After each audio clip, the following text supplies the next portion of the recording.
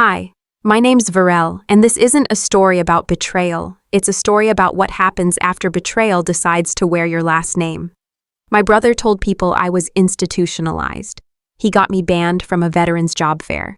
He leaked my old diary online and made a toast at my ex's wedding. About me.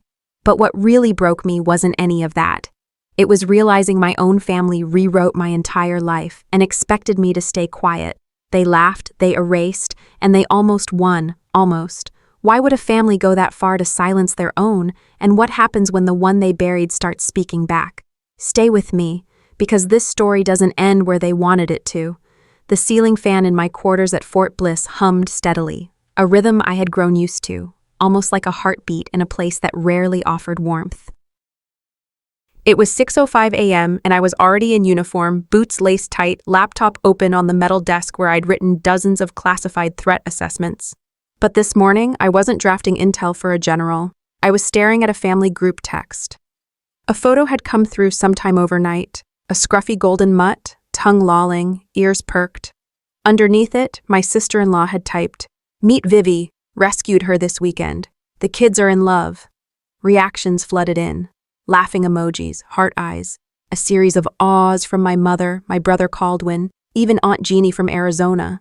They'd named the dog after me, Virelle, Vivi, as if shortening it made the jab more playful. No one thought to check in with me. No one asked, "Hey, how are you doing out there with the army?" No, instead I got to be the punchline of a shared family joke, like I was some abstraction, a concept to be laughed at, a name, not a person. I didn't reply. My fingers hovered over the screen, then slid the phone away, face down. Funny thing about silence, it starts as protection. Then it becomes a wall. Then, a damn prison. I stepped outside. The West Texas heat was already warming the concrete. A few soldiers jogged by, earbuds in, saluting without pausing. I nodded back. On the surface, I looked like I had it all together. Strategic analyst, Department of Defense, with a clearance level most people could only dream of. But standing in that sun, I felt 10 years old again. The laughter in that group chat echoed something from long ago. El Paso, a backyard barbecue, paper plates sagging with ribs and potato salad. I had just turned 17. I was full of nerves and dreams, certain that telling them about my enlistment plans would be a proud moment. Instead, Caldwin laughed so hard he nearly dropped his beer. "You? In the army?" "Girl, you couldn't even pass gym without wheezing." The others joined in, some good-natured, some not. My father, Thurston, had just stared at me. I had made the mistake of trying to explain myself, trying to insist I was serious. That's when he slapped me. Not hard, not like the bruising slaps I've seen in barracks fights, just enough to shut me up. But it worked. I learned, then and there, that my voice didn't carry weight at home. Back in the present, I took the long route around the base, walking past the motor pool, then the rec center. My thoughts refused to stay quiet. Why did they only remember me when it was time to joke? Why was I the ghost in the group thread? Was I ever anything more to them? I paused near the flagpole, watching the colors ripple in the early breeze. It was absurd. I could write threat briefs that altered deployment plans. I could flag a data anomaly that might stop a missile launch.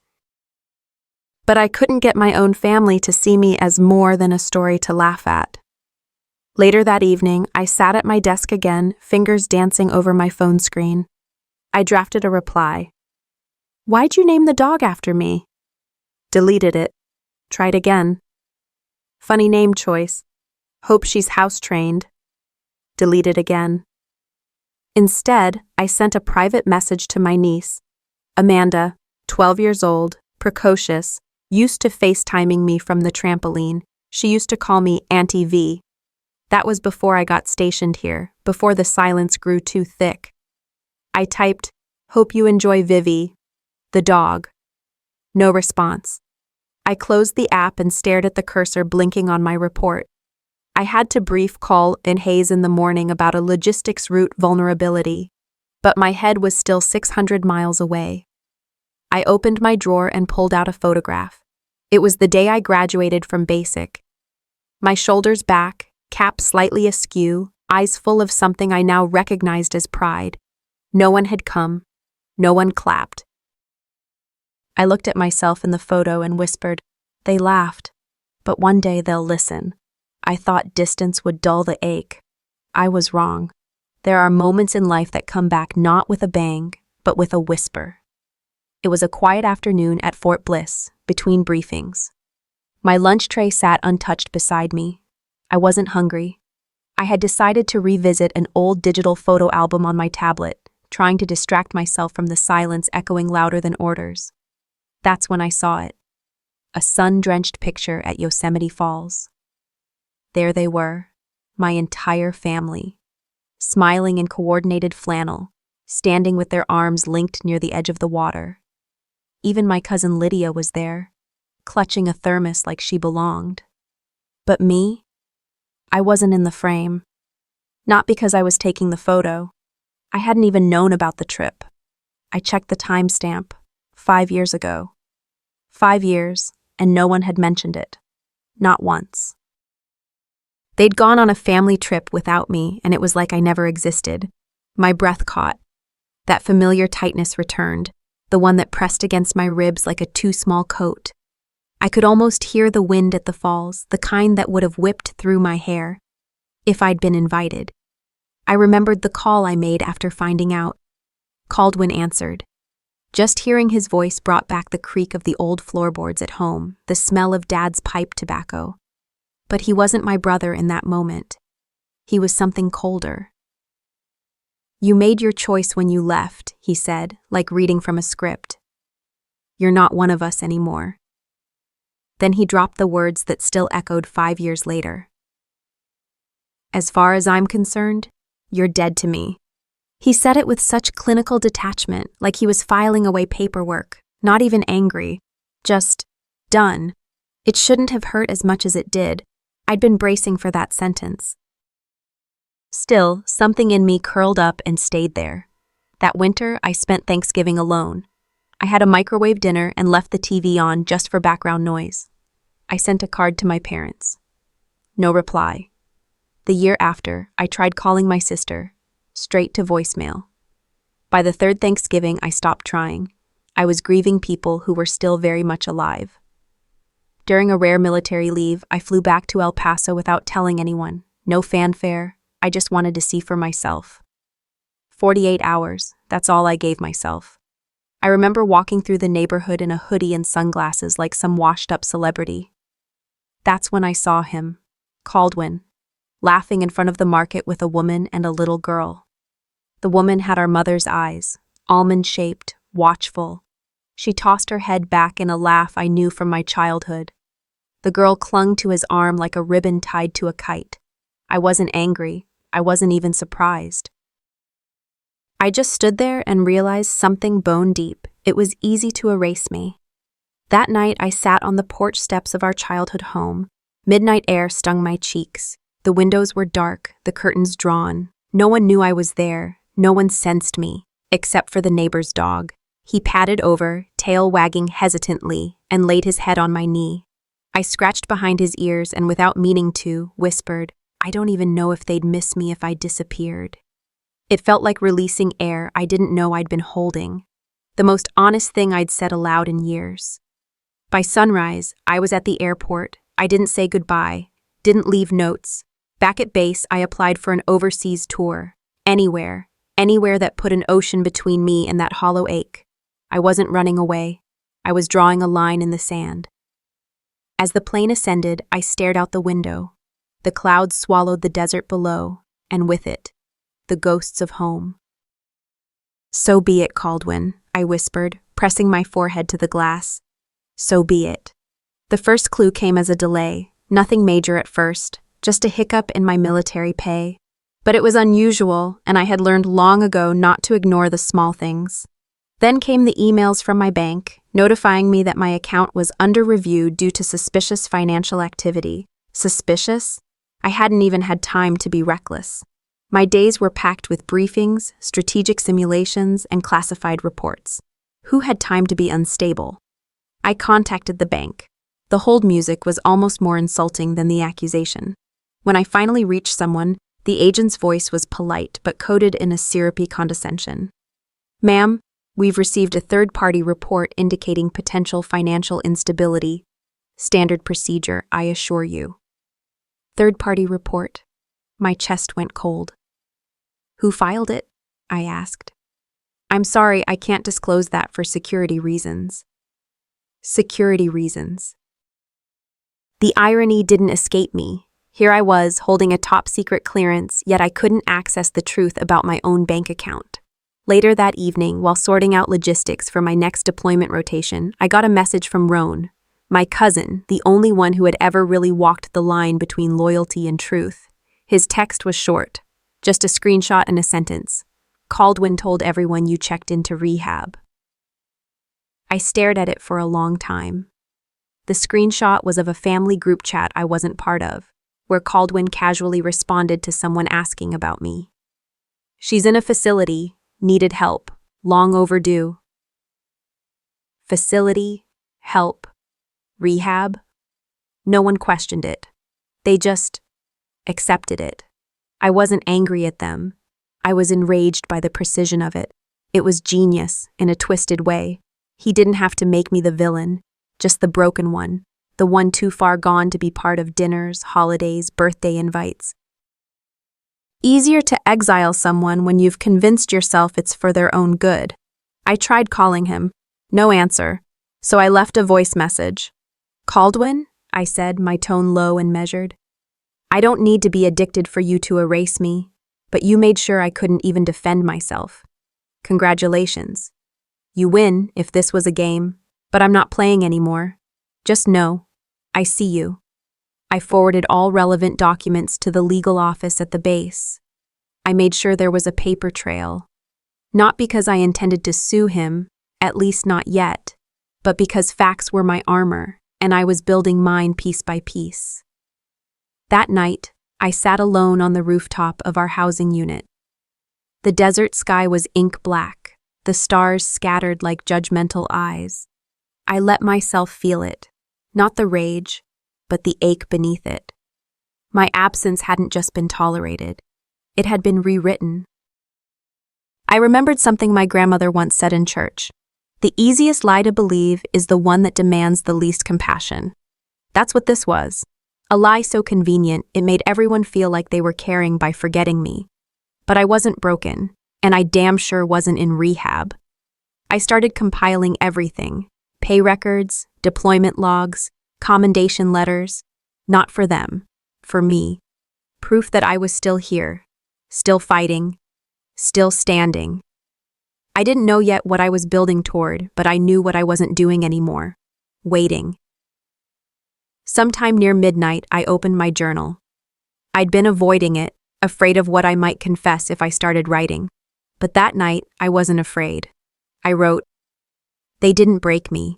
They edited me out, but the page is still mine." I tore the page out, folded it once, and slipped it into my uniform's chest pocket. A silent vow. They didn't want reconciliation. Fine. Then I'd give them something they couldn't ignore. The email arrived while I was sipping lukewarm coffee in the Fort Bliss mess hall, a subject line that read, "Thought you'd get a kick out of this." From Corporal Lane. Attached was a link to a grainy video clip making its rounds on social media, a throwback montage of local high school heroes from El Paso. I clicked it, half smirking, expecting a parade of awkward haircuts and oversized suits. Instead, the screen filled with my brother Caldwin, accepting an award at a long-forgotten school assembly. The announcer's voice praised his inspiring speech on community resilience, quoting lines that I knew better than the back of my hand. Because I wrote them. The title slide was unmistakable. Standing When the Ground Shakes. My essay, my words, delivered in his voice, my stomach twisted. I pushed the tray away, the smell of eggs suddenly too much. Back in my room, I sat on the edge of my cot and let the memory roll in like a sandstorm, hot, suffocating, and familiar. It was my senior year. I had poured weeks into that essay for a statewide competition. I wrote it under flickering kitchen lights after my shifts at the diner. But when the school reminded me a parent's signature was required and neither parent showed up, I missed the submission deadline. A month later, Dad casually mentioned that Caldwin's college application got a boost. We helped him use that resilience essay of yours. Remember? It's all for the family. He said it like he was talking about sharing groceries, not stealing a voice. And then there was the trophy. That spring, the community held a youth leadership awards banquet. I sat in the back, dressed in a blouse that still smelled faintly of grease from my diner shift. When Caldwin took the stage, the room cheered as he spoke, using phrases I'd coined during late-night ramblings to Mom. I stared at the polished base of the award afterward. C. Maddox, Community Beacon. The irony sang like a slap. I had organized the entire volunteer initiative that earned him that recognition. I never got a thank you, not even a mention. Now, years later, I stood in my locker room eyeing the Army medal I'd earned after a 16-hour mission in Kandahar. No one had misnamed that one. He doesn't just ignore me, he absorbs me. I whispered it into the empty room. Later that night, I messaged Caldwin. Just one question. How many words of mine do you need before you can say one that's honest? He responded with a laughing emoji. That was it.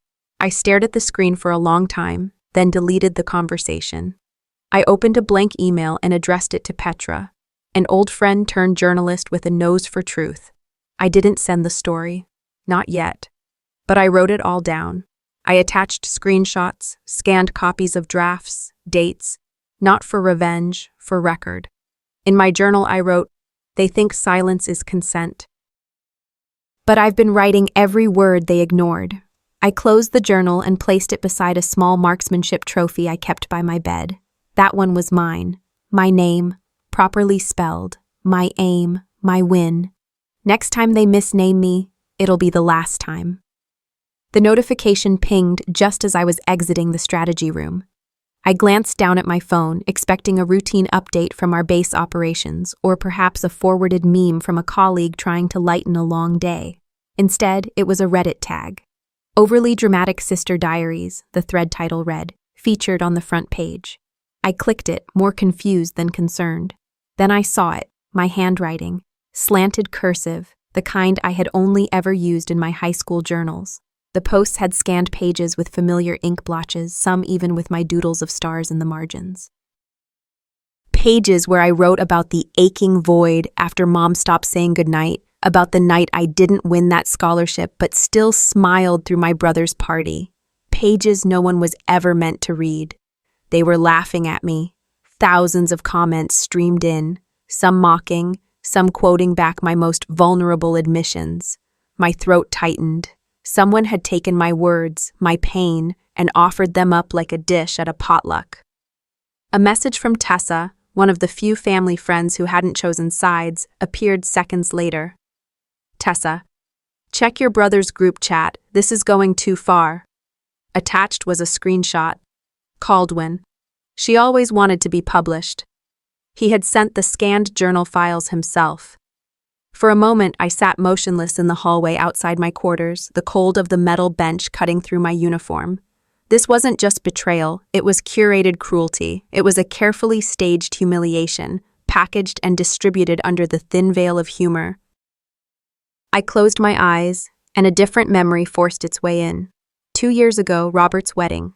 My ex. I hadn't been invited, which was already salt in a wound that had just begun to scar. But someone, I still don't know who, sent me a video of the reception. There he was, standing with a glass of champagne, grinning like he'd won a lottery. And there was Caldwin, stepping up to the mic. "Here's to Robert," he said, "for surviving the war zone that was dating my sister." Laughter. Applause. Robert clinking glasses with guests. No one flinched. No one questioned why it was acceptable to publicly ridicule a woman who wasn't even in the room to defend herself. That was the night I stopped believing that silence could mend anything. This time, I didn't just stew. I acted. I opened LinkedIn. My fingers hovered over the keyboard, and then I began typing. Lieutenant Virelle Maddox, Strategic Intelligence Analyst, U.S. Department of Defense, 2 deployments, 4 commendations. A graduate of the National Defense University, woman, sister, ghost to some, warrior to others. I detailed my years of service, the families I helped reunite through intelligence missions, the hours logged deciphering encrypted data to prevent attacks. Then I ended the post with a single, barbed sentence. Let no one confuse a woman's silence for shame. Some of us were busy earning medals while others were busy stealing diaries. I hit post. By the end of the day, it had over 22,000 likes. Military networks began resharing it. Women I'd never met commented with phrases like, "We see you," and "Speak louder." One even wrote, "You're not alone. We remember everything they erased." Later that week, I sat down with Major Hernandez, one of our base's legal officers. I explained the Reddit thread, the screenshots, the humiliation. He nodded thoughtfully. It's not criminal per se yet, but this is clear defamation and breach of privacy. You have grounds for a formal cease and desist. I nodded. I want it on record, not for revenge, for clarity. That night, beneath the endless West Texas stars, I sat alone near the perimeter fence. A dry wind stirred the dust around my boots. I looked up, drawing in the night air like it could erase all the echoes still bouncing around my head. You turned my pain into punchlines, Caldwin, I said out loud to no one. But you gave me something back, my voice. I sealed the legal envelope the next morning, but not before slipping in a small, handwritten note.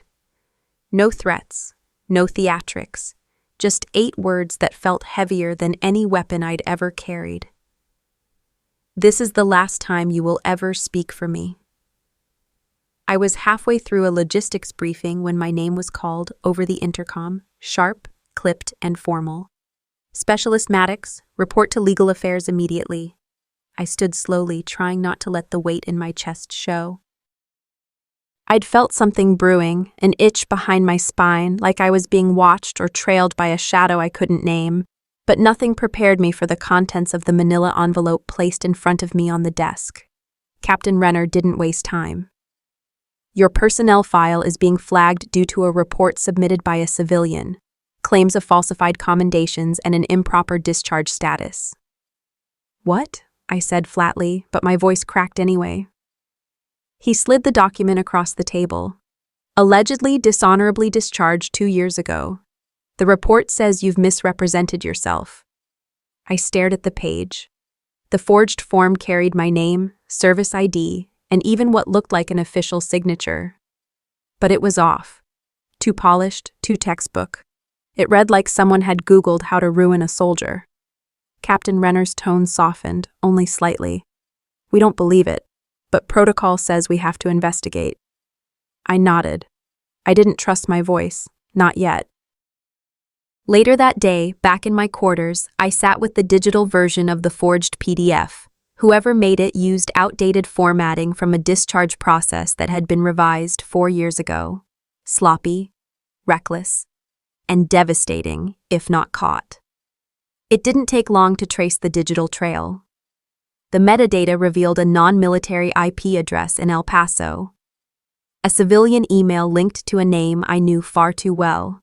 Caldwin Maddox. He used a public Wi-Fi server and had attempted to mask it through a VPN, but he'd attached a mock email thread from an Army Human Resources officer complete with a forged digital signature. The gall it took, he didn't just lie.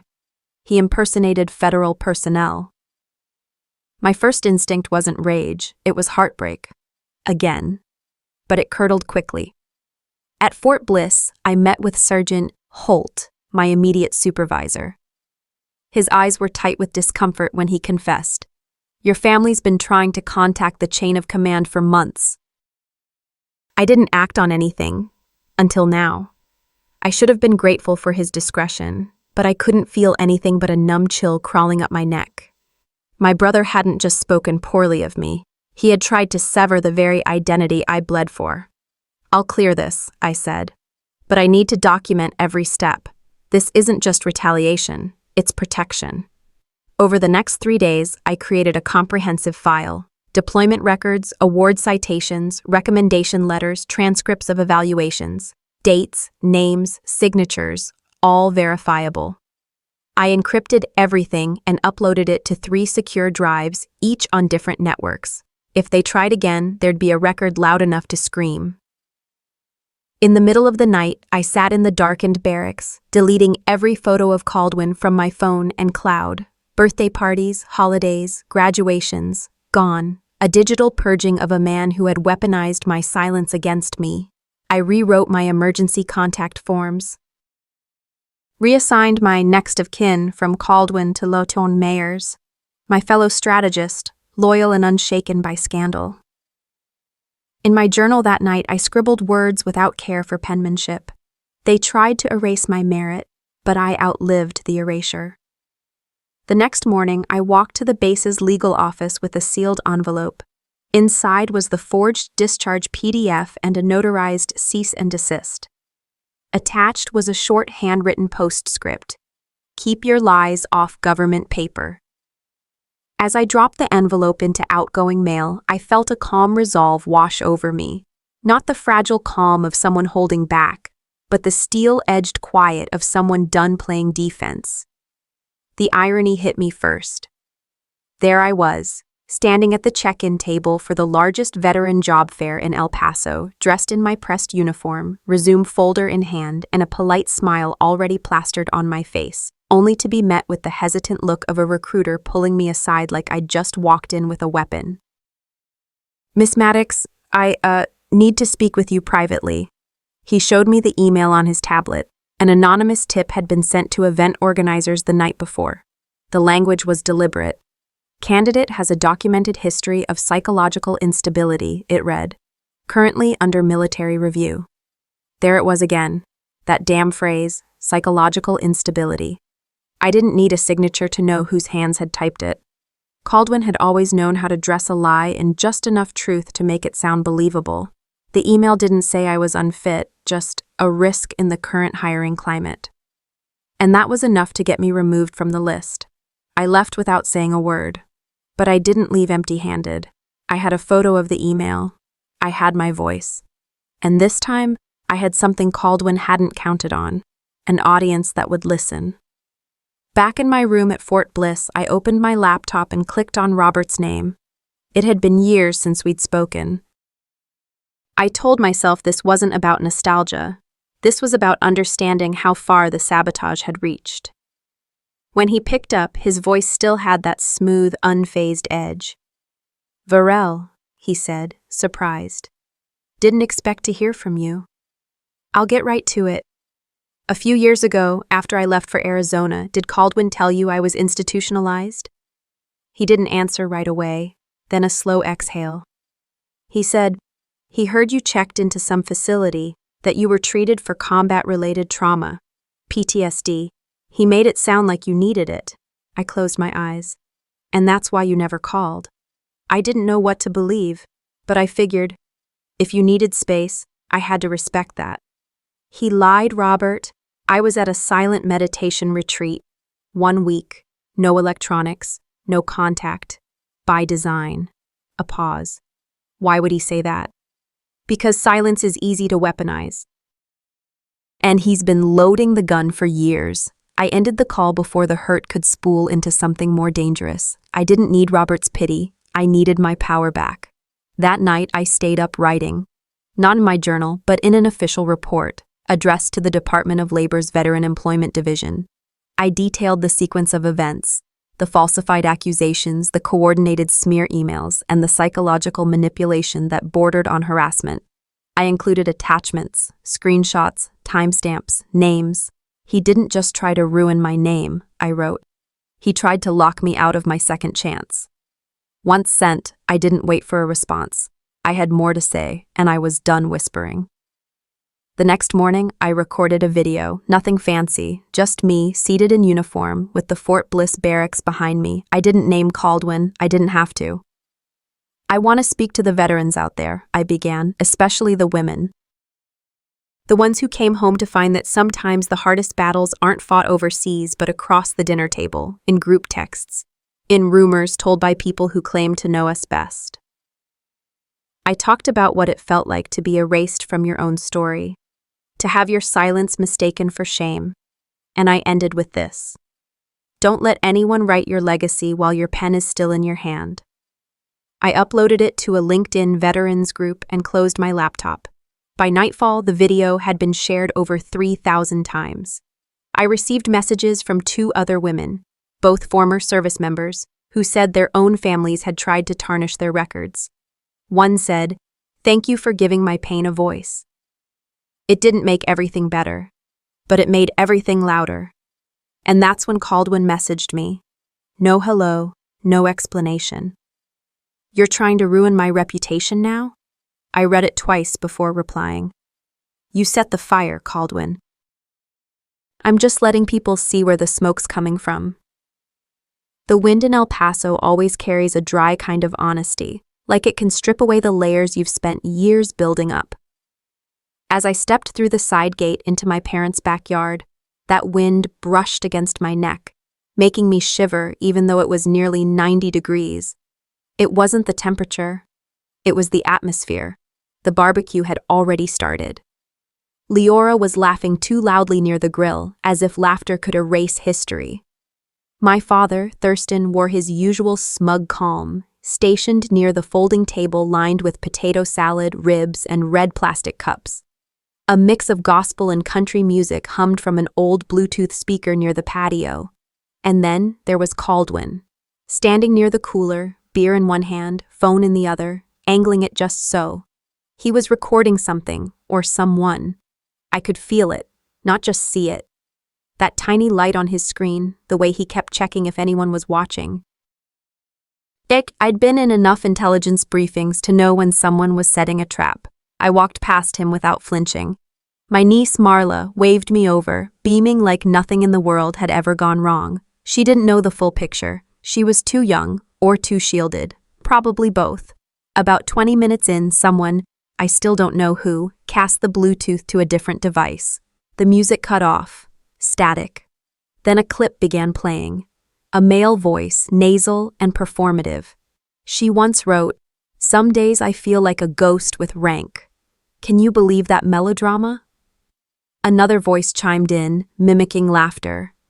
My stomach dropped. The crowd hushed. The audio kept rolling.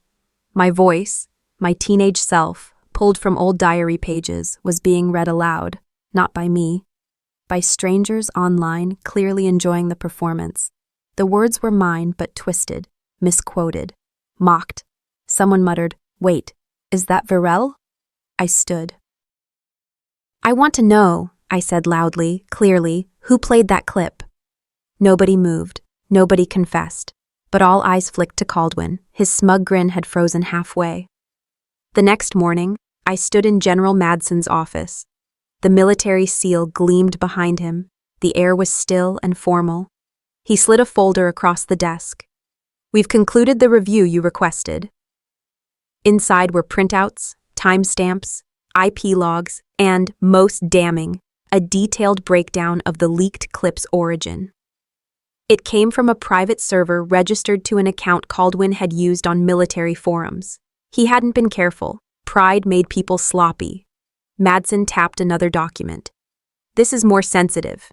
He opened it. Last month, Caldwin presented a strategic proposal. Impressive one. HQ noticed its similarity to a draft submitted 6 months earlier, by you. He didn't need to ask. I already had the proof. From my bag, I pulled out the original draft, signed, time-stamped, encrypted metadata intact. My name sat at the top like it belonged there. Madsen looked at me and said the words I'd been waiting years to hear. "This is your work."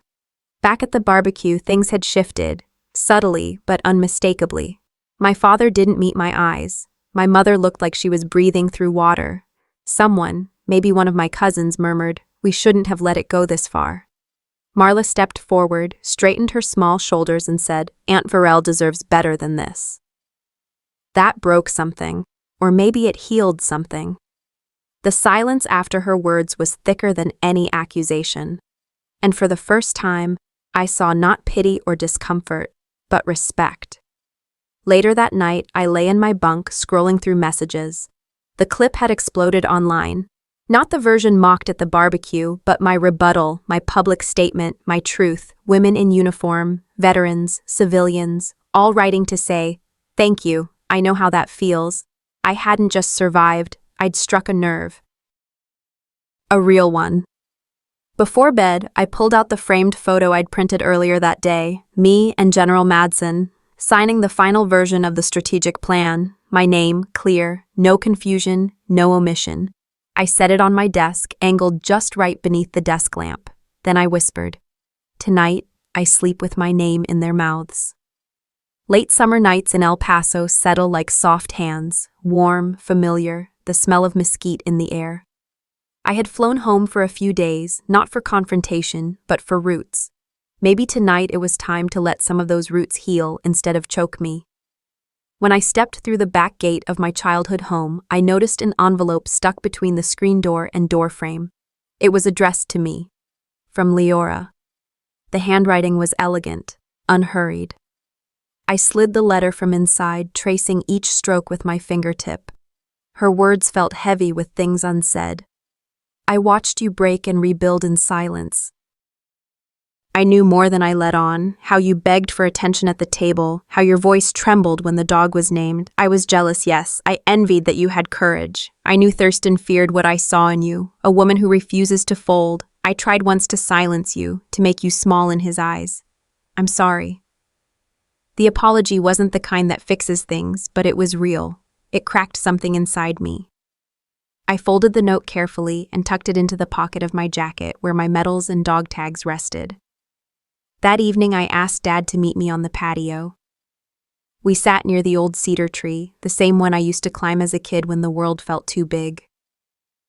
"Dad," I said quietly, "did you ever see my strength as something that frightened you?" He was silent for a moment. The dusk shadows made his face a map I didn't yet recognize. He finally spoke. "Caldwin is a mirror of me.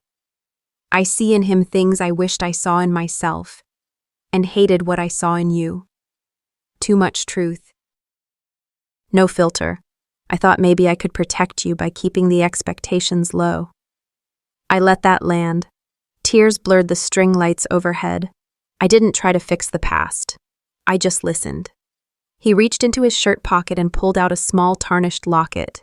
"She wanted you to have this," he said. "I thought you didn't deserve it back then. Mom died before I could open this conversation. But here it was, her locket, her way of bridging the chasm. I held it in my hand, felt its weight, not as a gift, but as what had always been mine. Later, I opened the cedar guest room closet. The cedar smell was sharp. There were scarves, prayer books, pins from Mom's old uniform, yellowed recipes she wrote in her hand. I found Mom's journal entry dated my 21st birthday. In flowing script, "I see her strength. She frightens me, but I am so proud." My heart cracked and stitched in the same beat. I read and reread it until dawn light seeped through the blinds. That night, I invited a few veterans and their families over for dinner, my old neighbors, people I served with, and the ones whose stories were heavy with regret and pride. No formal speeches, just plates passed around, laughter, and tips of hats. A young veteran woman, her voice soft but clear, said, "Thank you for being loud in a world that likes its women quiet." I smiled, because this table full of witness that felt like legacy. Later, I walked outside under immense Florida sky. That was wrong place. It was El Paso, but certain skies feel like home everywhere. The stars were raw and brilliant tonight. I stood under them barefoot on the grass, breathing in the scent of sage, mesquite, and warm earth. I whispered to the wind, "She's still here. And she finally knows who she is." Maybe forgiveness isn't about erasing what was done, it's about choosing what you carry forward. The phone rang just after breakfast, the screen flashing a name I hadn't seen in years. Colonel Brandon Teague. I remembered him as sharp, no nonsense, and someone who always saw what others tried to ignore. He was calling from the Pentagon. His voice was steady, even warm. He said he'd been following my work, my recent talks, essays, the veterans' video that had quietly gone viral. Then he said it plainly. "We'd like to offer you a consulting position. Strategic advocacy for veteran equity, especially for women. Your voice matters." My hand trembled slightly as I held the phone, caught between disbelief and something more tender. Recognition. After everything, they still saw me, still believed in what I could offer. I thanked him, told him I'd think about it, and I did, all day. That evening, I sat at my mother's old writing desk. It still smelled faintly of cedar and lavender. I lit a candle and stared at the blank page before me. I needed to decide not just if I would accept the offer, but why. What would I be chasing? Validation? Closure? Or maybe something simpler, my own peace? I started writing a list. What I owe myself. It included things like honesty, rest, challenge, and the right to rewrite endings. It was the first time I'd written something that wasn't about proving a point. It was about claiming one. The next morning, I called Colonel Teague. I told him yes, with one condition, part-time, hybrid, so I could keep working with local veterans in El Paso. He didn't hesitate. "That works," he said. I smiled as I hung up. I packed the locket from my father, my mother's old scarf, and the journal page that had carried me through so many dark nights. Before leaving, I stuck a note to the fridge. Be back soon, but not the same. Washington, D.C. was louder than I remembered, more crowded, faster, and yet something in me felt more settled. My first day included a round table with junior officers. They called me ma'am, but their eyes held something gentler than obligation, admiration. One of them lingered after the meeting and whispered, "You made it easier for us." I placed my hand on her shoulder. That's why I came. A week later, I stood at the podium of the National Defense Equity Summit. There were no requests to cut my speech for time. I spoke plainly. We serve better when we stop hiding what breaks us. Silence isn't strength. Visibility is. The applause was thunderous, not out of politeness, but something more rooted. Resonance. When I returned to El Paso, the house was quiet. My garden had gone wild in my absence, but the roses had survived. There was a note on the porch, written in my father's unmistakable hand. Good speech, nothing more. And strangely, that was enough. I knelt down in the dirt and began digging a hole. A new rose bush waited beside me. This one I planted not for memory or grief, but for growth, for me. The envelope was cream-colored, slightly bent at the corners, and bore handwriting so deliberate it made my name feel heavier than usual. I opened it slowly, curious and cautious in equal measure. The return address read, Santa Fe, New Mexico. Inside, a letter, handwritten, signed by someone named Marcus Maddox. He claimed to be my half-brother. His tone was calm, respectful, not grasping or self-important. He wrote, "I know this might come out of nowhere, and if you choose not to respond, I'll understand. But I think we share a father, and I'd like to know you, even if it's just through a letter." I stared at the signature until the ink blurred. Marcus. I whispered the name like it was part of a secret family tree, only now blooming in spring. He said he'd grown up knowing of me, but not about me. That part stung more than I expected. Not because he knew, but because no one had ever told me he existed.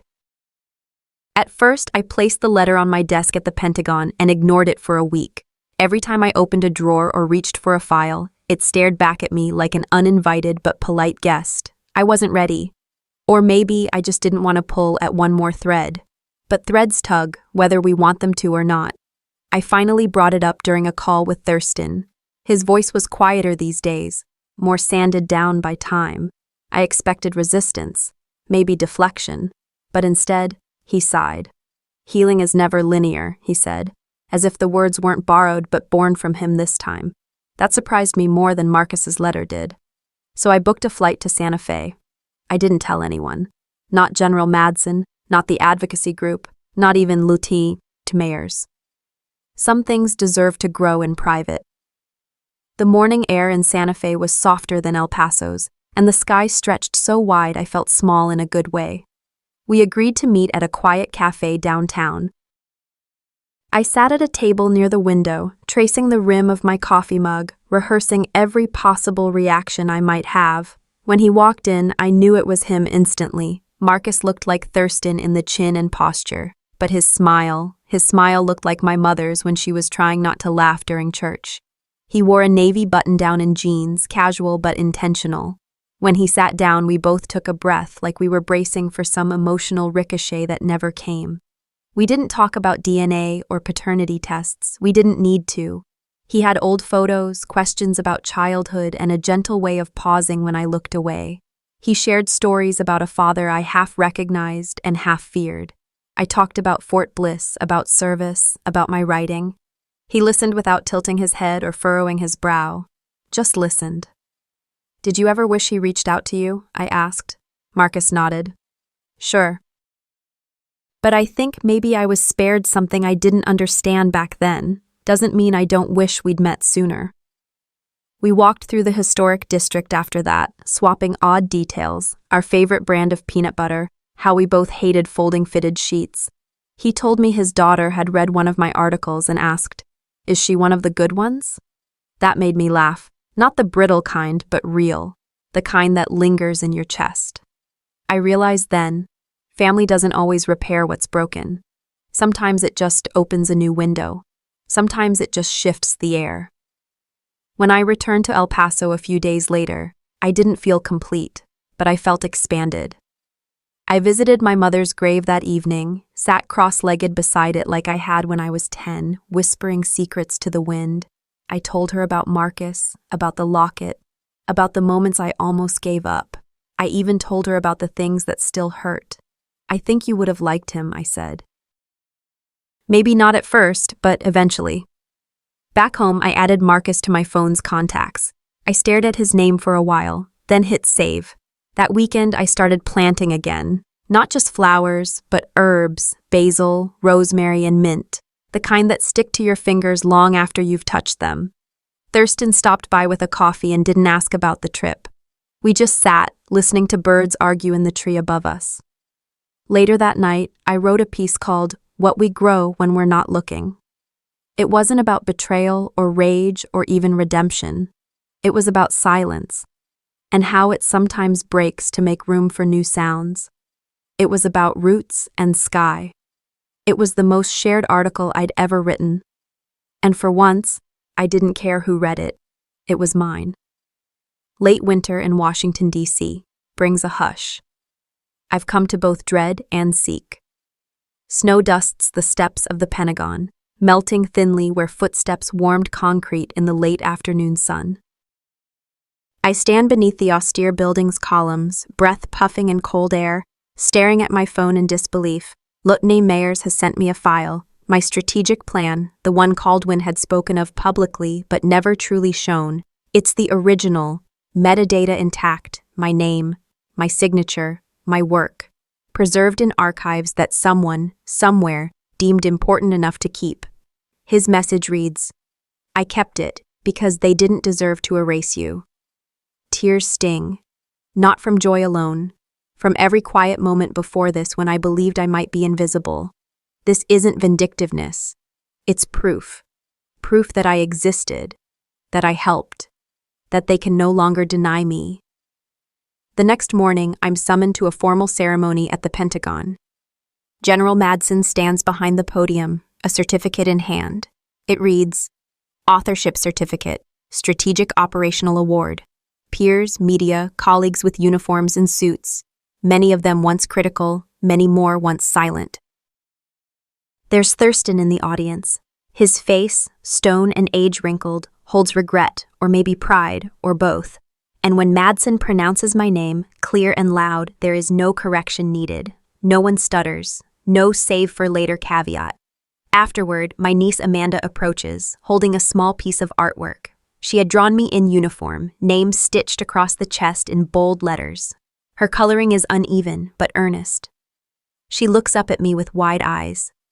"Aunt Virelle," she says, "I always knew you were the one doing the hard work." The weight I've carried all these years lightens just a little, not because someone sees me finally, but because someone believed in me before I even realized I needed belief. Backstage, I find Caldwin waiting. He looks uncertain, mouth half open, as though he wants to say something. I do not raise my voice. I don't need to. I asked you once why you needed to steal my name. Today you know why I never stopped owning it. The room watches. His face flushes, silence spreads. My heart pounds against my chest. Yet I stand unmoved, stronger for all the nights I lay awake rewriting my worth. I post a photo on social media, to my advocacy networks, to the veterans groups, to anyone feeling unseen. My certificate in hand, the strategic plan document by my side. Amanda's drawing in the background. I write under it. From this point on, I will only be spoken of by the truth. It is dedicated to every person who has ever been erased or quieted. That evening, I returned to El Paso. Snow dusts the desert landscape, unlikely but possible. I stand outside my childhood home. The porch light glows warm against cold. Thurston steps onto the porch. The air between us is sharp and brittle. He doesn't say sorry. He only nods. The cold air fills the space between us. But inside me, I feel warmth. The kind that comes from knowing you no longer need validation from laughter, from tears, or from anything but your own reflection. I press the certificate close to my chest and murmur into the dark. I am no longer someone's punchline. I am my own verdict. Snow falls quietly, pure. The light from the porch lamp catches it, making each flake a promise. It is winter's mercy. It is my own redemption. I used to think survival was enough, that if I just kept my head down, worked hard, and stayed silent, the truth would rise on its own. It doesn't. Silence doesn't protect us. It invites erasure. What I learned, the hard way, is that our voice is our first form of self-defense and our last line of dignity. You can be buried by other people's narratives, or you can become the author of your own. To anyone watching this who's ever been overlooked, underestimated, or dismissed, hear me clearly. You are not the absence others assign to you. You are the presence you declare for yourself. I carried shame that didn't belong to me and pride I was told I didn't earn. But in the end, truth speaks, and when it does, it echoes louder than any lie. Now, I'd love to hear from you. Have you ever had to fight to reclaim your own name? Have you ever been misrepresented by someone who was supposed to love you? Drop a comment below. Tell me your story, or simply type 1 if this video touched something deep in you. And hey, let me know where you're watching from. I read every comment and love seeing how far these stories reach. If you didn't enjoy this video, that's okay too. Tell me why. Let's have that honest conversation. And if this story moved you even a little, if it made you feel seen, understood, or simply not alone, then please hit that subscribe button. Join this community of voices that refuse to stay silent. We've got more stories ahead, stories of courage, clarity, and the quiet power of truth. Your voice matters. Let's use them together.